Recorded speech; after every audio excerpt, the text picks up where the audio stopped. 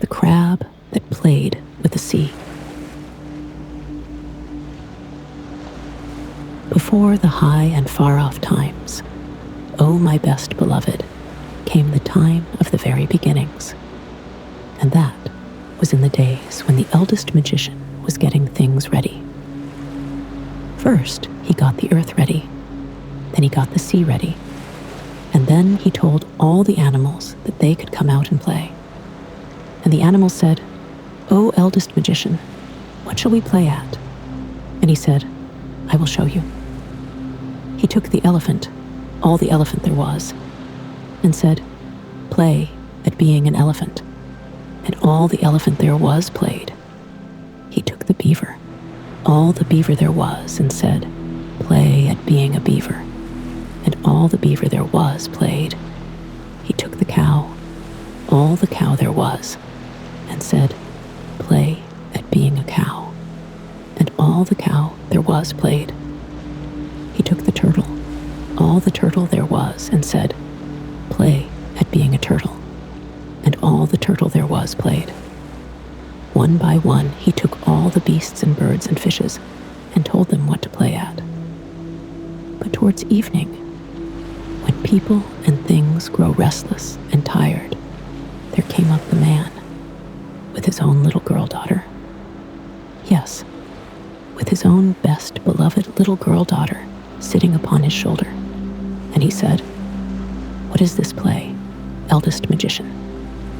And the eldest magician said, "Ho, son of Adam, this is the play of the very beginning.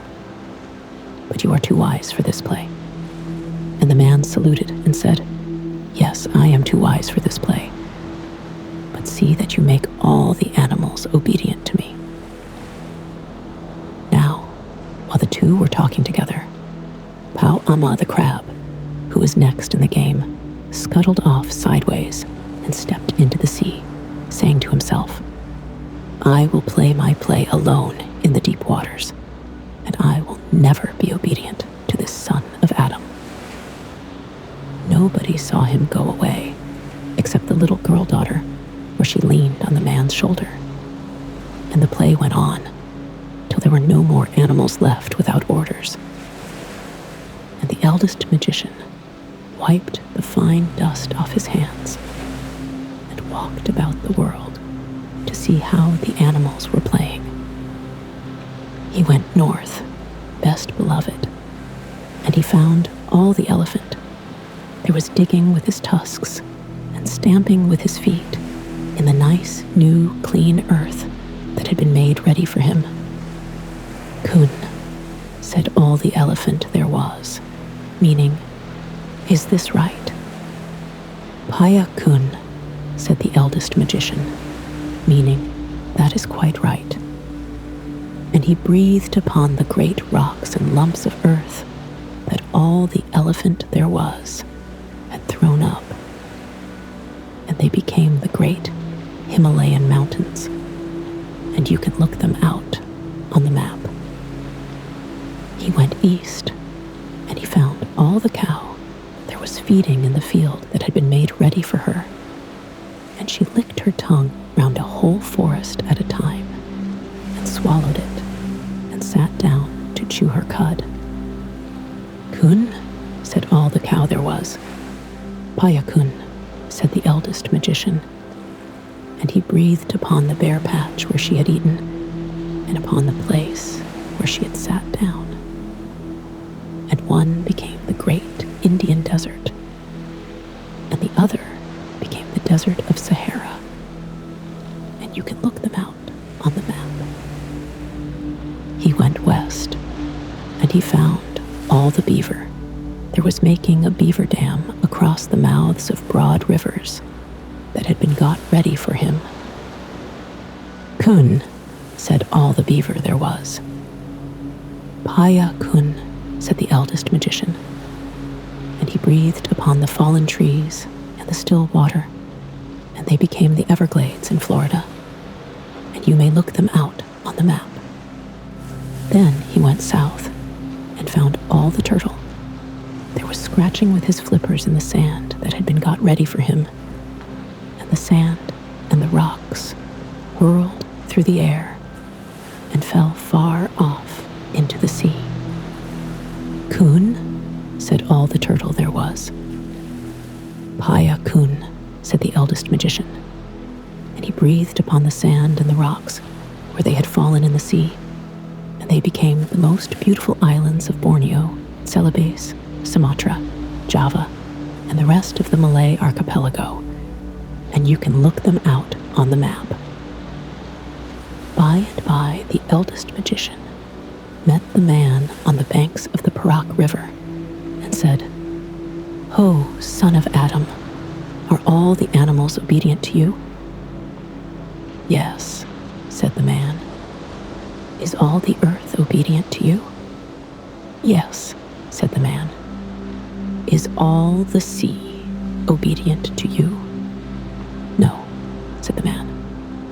"Once a day and once a night, the sea runs up the Perak River and drives the sweet water back into the forest, so that my house is made wet. Once a day and once a night, it runs down the river and draws all the water after it, so that there is nothing left but mud, and my canoe is upset. Is that the play you told it to play?" "No," said the eldest magician. "That is a new and a bad play." "Look," said the man. And as he spoke, the great sea came up the mouth of the Perak River, driving the river backwards till it overflowed all the dark forests for miles and miles and flooded the man's house. "This is wrong. Launch your canoe and we will find out who is playing with the sea," said the eldest magician. They stepped into the canoe. The little girl daughter came with them, and the man took his kris, a curving, wavy dagger with a blade like a flame, and they pushed out on the Perak River. Then the sea began to run back and back, and the canoe was sucked out of the mouth of the Perak River, past Selangor, past Malacca, past Singapore, out and out to the island of Bintang, as though it had been pulled by a string. Then the eldest magician stood up and shouted, "Ho, beasts, birds, and fishes, that I took between my hands at the very beginning and taught the play that you should play. Which one of you is playing with the sea?" Then all the beasts, birds, and fishes said together, "Eldest magician, we play the plays that you taught us to play, we and our children's children, but not one of us plays with the sea." Then the moon rose big and full over the water, and the eldest magician said to the hunchbacked old man who sits in the moon spinning a fishing line with which he hopes one day to catch the world, "Ho, fisher of the moon, are you playing with the sea?" "No," said the fisherman. "I am spinning a line with which I shall someday catch the world, but I do not play with the sea." And he went on spinning his line. Now, there's also a rat up in the moon who always bites the old fisherman's line as fast as it is made. And the eldest magician said to him, "Ho, rat of the moon, are you playing with the sea?" And the rat said, "I am too busy biting through the line that this old fisherman is spinning. I do not play with the sea." And he went on biting the line. Then the little girl daughter put up her little soft brown arms with the beautiful white shell bracelets and said, "Oh, eldest magician, when my father here talked to you at the very beginning, and I leaned upon his shoulder while the beasts were being taught their plays, one beast went away naughtily into the sea before you had taught him his play." And the eldest magician said, "How wise are little children who see and are silent. What was the beast like?" And the little girl daughter said, "He was round and he was flat, and his eyes grew upon stalks, and he walked sideways like this, and he was covered with strong armor on his back." And the eldest magician said, "How wise are little children who speak truth. Now I know where Pau Amma went. Give me the paddle." So he took the paddle, but there was no need to paddle, for the water flowed steadily past all the islands till they came to the place called Pusat Tasek, the heart of the sea, where the great hollow is that leads down to the heart of the world. And in that hollow grows the wonderful tree, Pau Jungi, that bears the magic twin nuts. Then the eldest magician slid his arm up to the shoulder through the deep, warm water, and under the roots of the wonderful tree, he touched the broad back of Pau Amma the Crab. And Pau Amma settled down at the touch, and all the sea rose up as water rises in a basin when you put your hand into it. "Ah," said the eldest magician, "now I know who has been playing with the sea." And he called out, "What are you doing, Pau Amma?" And Pau Amma, deep down below, answered, "Once a day and once a night, I go out to look for my food. Once a day and once a night, I return.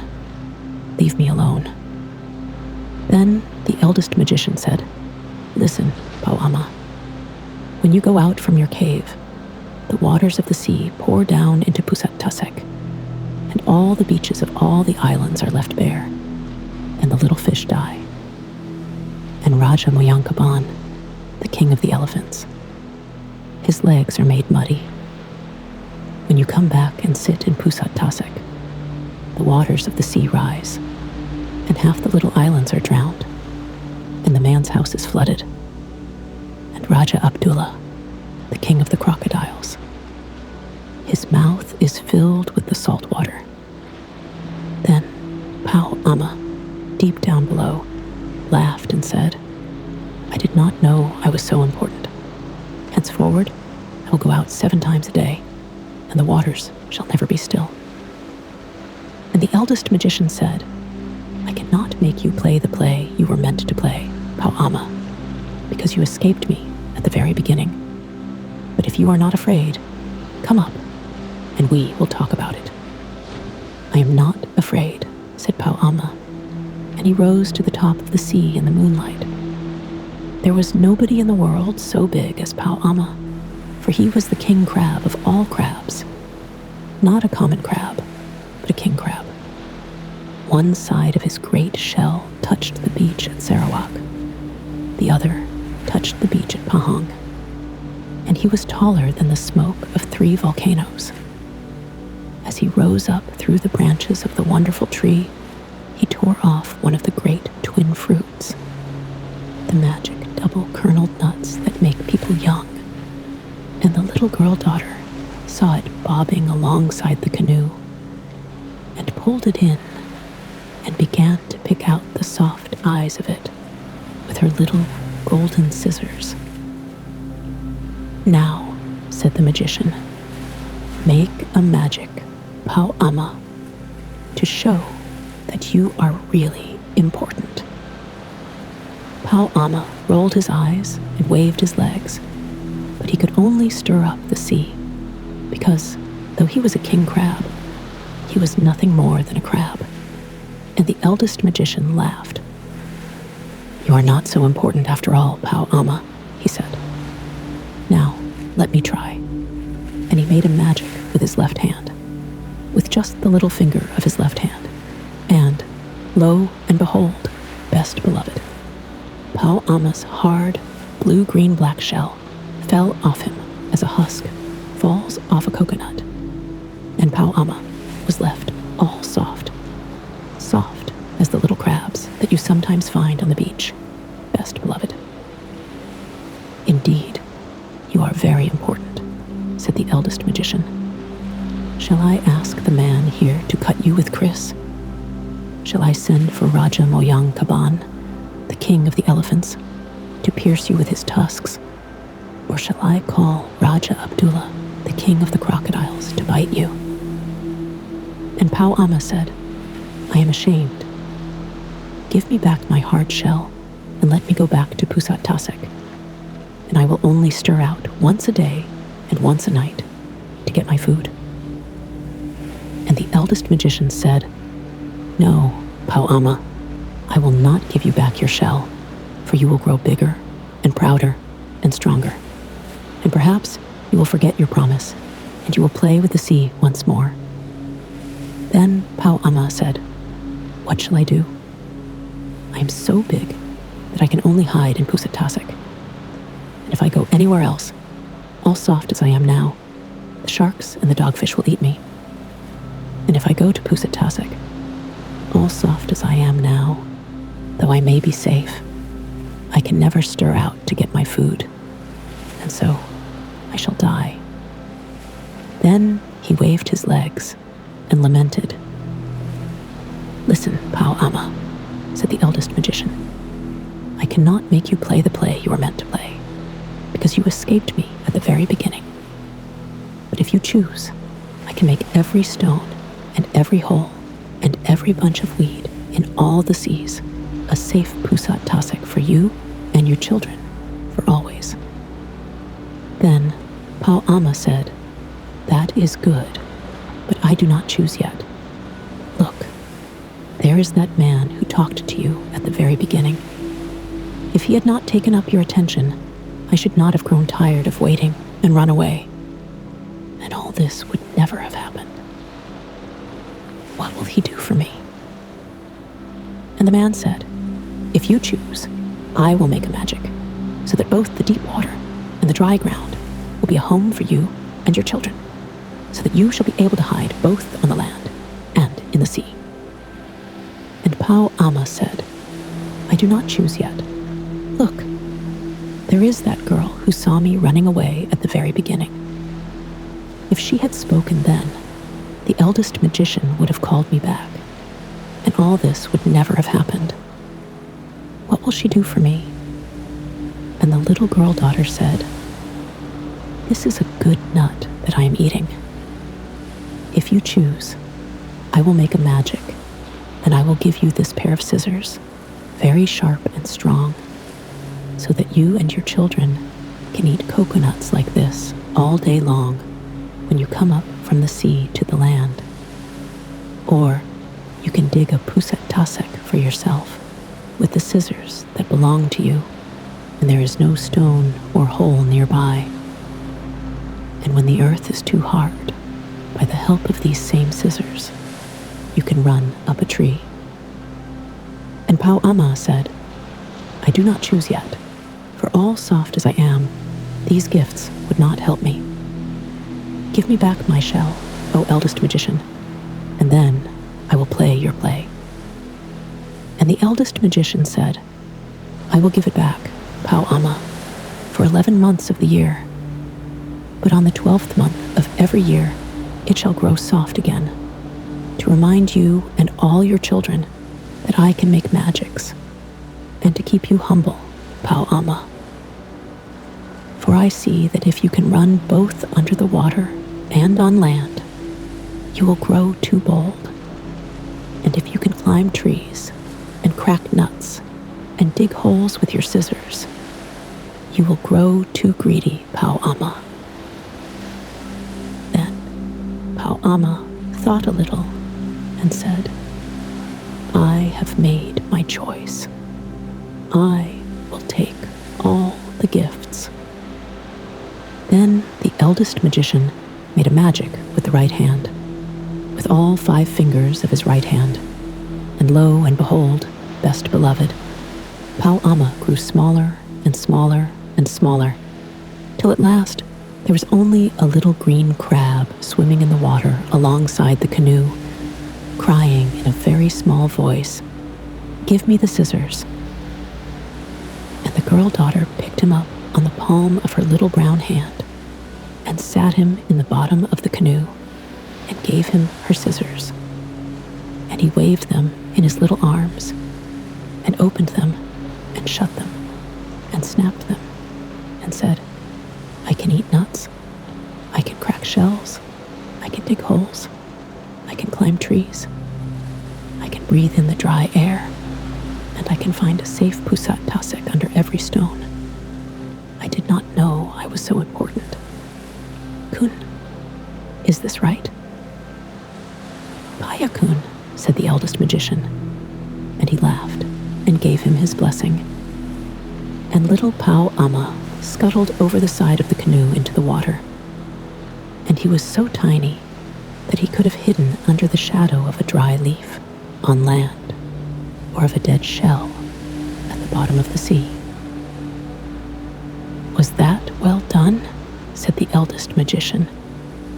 "Yes," said the man.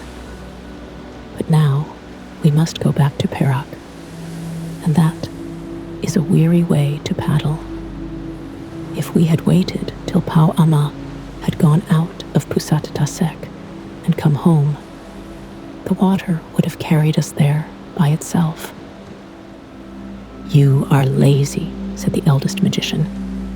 "So your children shall be lazy. They shall be the laziest people in the world. They shall be called the Malazi, the lazy people."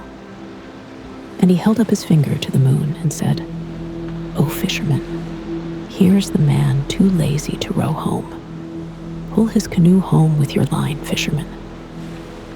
"No," said the man. "If I am to be lazy all my days, let the sea work for me twice a day forever. That will save paddling." And the Eldest Magician laughed and said, "Paya Kun, that is right." And the rat of the moon stopped biting the line, and the fisherman let his line down till it touched the sea, and he pulled the whole deep sea along, past the island of Bintang, past Singapore, past Malacca, past Selangor, till the canoe whirled into the mouth of the Perak River again. "Kun," said the fisherman of the moon. "Paya Kun," said the Eldest Magician.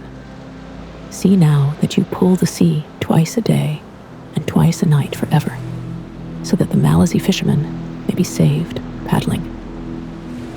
But be careful not to do it too hard, or I shall make a magic on you, as I did to Pau Amma." Then they all went up the Perak River and went to bed, best beloved. Now listen and attend. From that day to this, the moon has always pulled the sea up and down, and made what we call the tides. Sometimes the fisher of the sea pulls a little too hard, and then we get spring tides. And sometimes he pulls a little too softly, and then we get what are called neap tides. But nearly always he is careful, because of the Eldest Magician. And Pau Amma, you can see when you go to the beach how all Pau Amma's babies make little Pusat Taseks for themselves under every stone and bunch of weed on the sands. You can see them waving their little scissors. And in some parts of the world, they truly live on the dry land and run up the palm trees and eat coconuts, exactly as the girl daughter promised. But once a year, all Pau Ammas must shake off their hard armor and be soft to remind them of what the Eldest Magician could do. And so, it isn't fair to kill or hunt Pau Amma's babies just because old Pau Amma was stupidly rude a very long time ago. Oh yes, and Pau Amma's babies hate being taken out of their little Pusat Taseks and brought home in pickle bottles. That is why they nip you with their scissors, and it serves you right. China going. P's and O's. Pass Pau Amma's playground close, and his Pusat Tasek lies near the track of most BI's UIK and NDL. Know Pau Amma's home as well as the fisher of the sea knows. Ben's, MM's, and Rupatinos. But, and this is rather queer, ATLs cannot come here. O and DOA must go round another way. Orient, Anchor, Bibby, Hall never go that way at all. UCS would have a fit if it found itself on it, and if beavers took their cargoes. To Penang instead of Lagos, or a fat Chausseville boar. Passengers to Singapore, or a White Star, or to try a little trip to Surabaya, or a BSA went on. Past Natal to Cheribon, then great Mr. Lloyd's would come with a wire and drag them home. You'll know what my riddle means when you've eaten mangosteens. Or, if you can't wait till then, ask them to let you have the outside page of the Times. Turn over to page 2, where it is marked shipping on the top left hand. Then take the atlas, and that is the finest picture book in the world, and see how the names of the places that the steamers go to fit into the names of the places on the map. Any steamer kiddie ought to be able to do that. But if you can't read, ask someone to show it you.